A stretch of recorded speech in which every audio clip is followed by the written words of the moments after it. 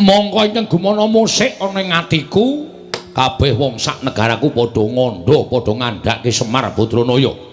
Kabeh jagat iki kan keberbeken marang asmaning Semar Badranaya. Ning lha kok jebul marang aku ketemu? Lho, laming wujuding kawula cilik. Mongko iki dudu wujud negara, dudu wujud kadipaten lan sak piturute. Iki mung bale wis maning kawula cilik. Wah, ladala jagat Dewa Bathara.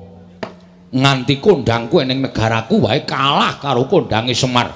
Monggo Semar mapan ning Nusa Jawa, aku mapan ning tanah Sabrang.